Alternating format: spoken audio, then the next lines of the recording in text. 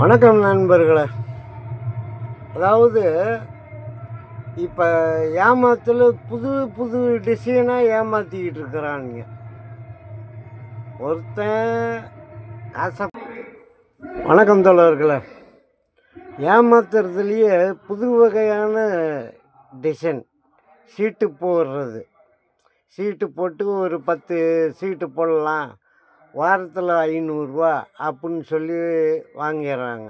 அது டிரைவருங்க வெயில்லையும் மழையிலையும் பொண்டாட்டி பிள்ளைங்களை பார்க்காம கஷ்டப்பட்டு நொந்து நூலாகி வந்து இந்த சீட்டுக்கு பணம் கட்டினோம்னா ஒரு 7 சீட்டு ஓடிடுங்க.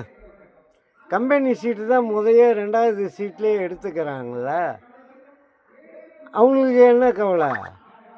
அந்த 7 சீட்டு 8 சீட்டு முடிஞ்சோடனே கடைசியில் என்ன பண்ணுறானுங்க தெரியுமா? நிப்பாட்டிடுறானுங்க. இந்த கடைசியில் 2 பேர் இழிச்சவாயின்களாக போயிட்டானுங்க. அந்த 4000 காசை வாங்கிறதுக்கு என்ன இது பண்ண வேண்டியது இருக்குது தெரியுங்களா?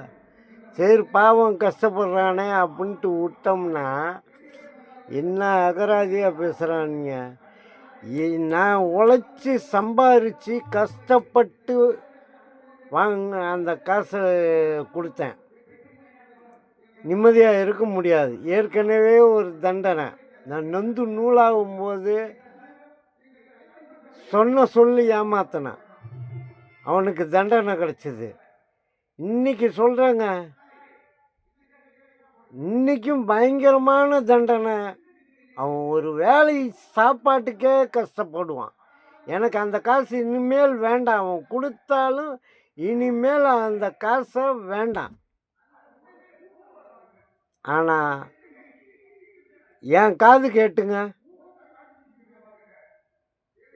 அப்போ நான் சொல்கிறேங்க, இதே பதிவே போடுறேன் பாருங்க.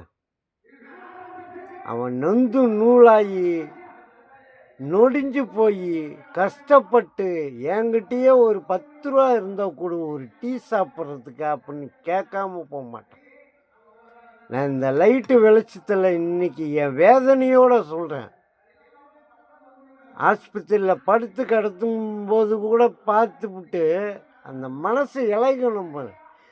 சாராயம் அந்த மூத்திரத்தை குடிக்கிறதுக்கு மட்டும் காசு இருக்குது.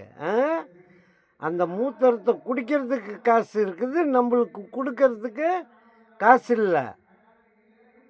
நொந்து நூலாகி சாவாங்க நிச்சயமாங்க.